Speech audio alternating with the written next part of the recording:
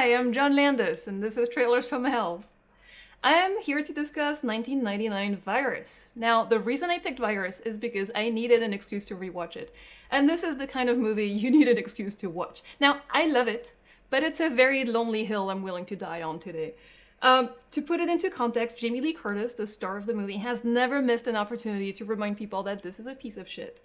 I'll admit it's not even the best riff-raff crew ends up on a deserted ship in the middle of the ocean and get picked off by a supernatural force that came out in the 90s. Because that would be Deep Rising.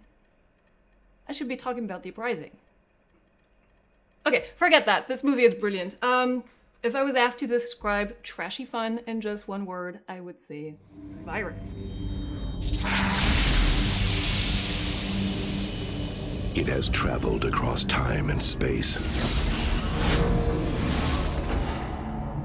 An energy force unlike any in the universe. When I first saw this movie, I naturally assumed it had been made on a shoestring budget, and it was very endearing in a, oh, they're really stretching their resources kind of way. But then I found out that this had been produced by Universal for $75 million. And you know what? It made me love it even more. The sheer madness of Universal sinking, no pun intended, $75 million into what is essentially a D-movie starring Jamie Lee Curtis and Billy Baldwin and Donald Sutherland is just too good. I love it.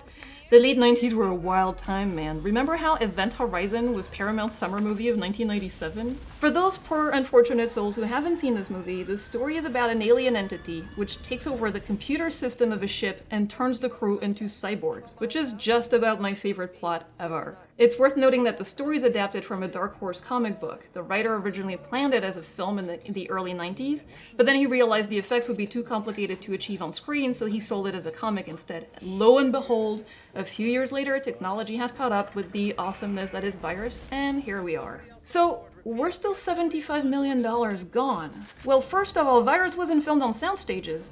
It was filmed on an actual US Navy ship, which was about to be scrapped. The sets obviously look phenomenal. For the wide shots of the ship, they had a massive 50-foot model that they could blow up. And there's explosions and water effects and sets on the gimbal, like all the fun stuff. But the greatest part of Virus is their creatures. There's robotic bugs made by Phil Tippett, there's whole suits and puppets of giant half-human, half-robot creatures, and they look awesome.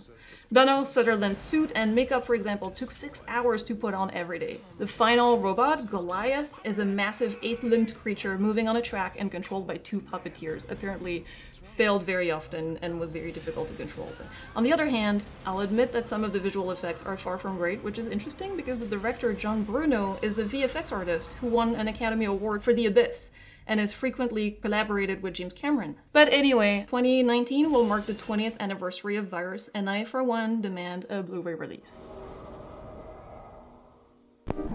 Hi, I'm John Landis, and this is Trailers from Hell. I am! You can choose, right? You can cut that. You can't cut it.